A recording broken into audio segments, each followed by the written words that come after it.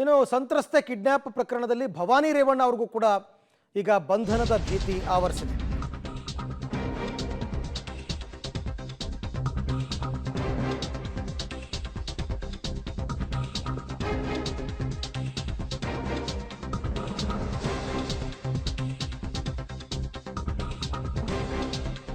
Kidnap ಕೇಸಲ್ಲಿ ಭವಾನಿ ರೇವಣ್ಣ ಅವ್ರಿಗೂ ಬಂಧನದ ಭೀತಿ ಎದುರಾಗಿದೆ.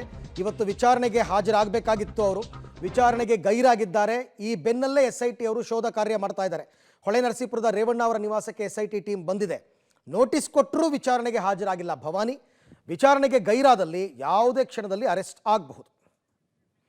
ಈ ಬಗ್ಗೆ ಮತ್ತಷ್ಟು ಮಾಹಿತಿ ನನ್ನ ಕೊಲೀಗ್ ಶಶಿಧರ್ ಅವರಿಂದ ಪಡ್ಕೊಳ್ಳೋಣ. ಶಶಿಧರ್, ಈಗ ಹೊಳೆನರಸೀಪುರ ರೇವಣ್ಣ ಅವರ ಮನೆಯಲ್ಲಿ SIT ತಂಡ ವೆಯ್ಟ್ ಮಾಡ್ತಾ ಇದೆಯಾ ರೇವಣ್ಣ ಭವಾನಿ ಅವರು ಬರ್ತಾರೆ ಅಂತ, ಅಥವಾ ಬಂದು ನೋಡ್ಕೊಂಡು ಹೋಗಿದ್ದಾರಾ? ಭವಾನಿ ಅವರು ಬರ್ತಕ್ಕಂಥ ಸಾಧ್ಯತೆ ಎಷ್ಟರ ಮಟ್ಟಿಗಿದೆ ಅಂತ? ಅರವಿಂದ್, ಏನು ಸಂತ್ರಸ್ತೆ ಅಪಹರಣ ಪ್ರಕರಣದಲ್ಲಿ ಈಗಾಗಲೇ ಭವಾನಿ ರೇವಣ್ಣ ಅವರಿಗೆ ಬಂಧನ ಭೀತಿ ಎದುರಾಗಿದೆ. ಅಲ್ಲದೆ SIT ತಂಡ ಇಂದು ಬೆಳಗ್ಗೆ 10 ರಿಂದ 5 ಗಂಟೆಯೊಳಗೆ ನಾವು ಮಹಿಳಾ ಅಧಿಕಾರಿಗಳಿಂದ ಬರ್ತೀವಿ, ನೀವು ಖುದ್ದು ಹಾಜರಿದ್ದು ವಿಚಾರಣೆಗೆ ಒಳಪಡಬೇಕು ಅಂತ ನೋಟಿಸನ್ನು ಜಾರಿ ಮಾಡಿದರು.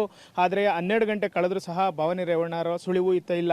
ಅಲ್ಲದೆ SITಯ ಇನ್ಸ್ಪೆಕ್ಟರ್ ಶ್ರೀಧರ್ ಅವರು ಈಗಾಗಲೇ ಬಂದು 1 ಗಂಟೆಯಿಂದ ಮನೆಯ ನಿವಾಸದಲ್ಲಿ ಶೋಧ ಕಾರ್ಯವನ್ನು ನಡೆಸಿ ಜೀಪ್ನಲ್ಲೇ ಕಾಯ್ತಾ ಕುಳಿತಿದ್ದಾರೆ. ಆದರೆ ಭವಾನಿ ರೇವಣ್ಣ ಮಾತ್ರ ಇದುವರೆಗೂ ಆಗಮಿಸಿಲ್ಲ. ಇನ್ನೇನು ಕೆಲವೇ ಕ್ಷಣಗಳಲ್ಲಿ SIT ತಂಡ ಮಹಿಳಾ ಅಧಿಕಾರಿಗಳು ವಿಚಾರಣೆಗೆ ಆಗಮಿಸ್ತಾರೆ. ಆದರೆ ಬಹುತೇಕ ಭವಾನಿ ರೇವಣ್ಣ ವಿಚಾರಣೆಗೆ ಹಾಜರಾಗೋದು ಅನುಮಾನವಾಗಿದೆ. ಯಾಕೆಂದರೆ ಹಾಜರಾದರೆ ಒಂದು ವೇಳೆ ಅವ್ರನ್ನ ಬಂಧನ ಮಾಡುವಂಥ ಸಾಧ್ಯತೆಗಳು ಹೆಚ್ಚಾಗಿರೋದ್ರಿಂದ ಅವರು ಈಗಾಗಲೇ ಅಜ್ಞಾತ ಸ್ಥಳಕ್ಕೆ ತೆರಳಿದ್ದಾರೆ. ಹಾಗಾಗಿ ಏನು SIT ತಂಡ ನೋಟಿಸನ್ನು ನೀಡಿದೆ, ಇದಕ್ಕೆ ಉತ್ತರವನ್ನು ಸಹ ನೀಡಿಲ್ಲ. ಅಲ್ಲದೆ ಅವರ ನಿವಾಸದಲ್ಲಿ ಕಾದು ಕುಳಿತಿರ್ತಕ್ಕಂತಹ SIT ಅಧಿಕಾರಿಗಳು ಏನು ಹಾಸನಕ್ಕೆ ಬರ್ತಾ ಇರ್ತಕ್ಕಂತಹ SIT ತಂಡಕ್ಕೆ ಮಾಹಿತಿಯನ್ನು ಸಹ ನೀಡ್ತಾ ಇದ್ದಾರೆ.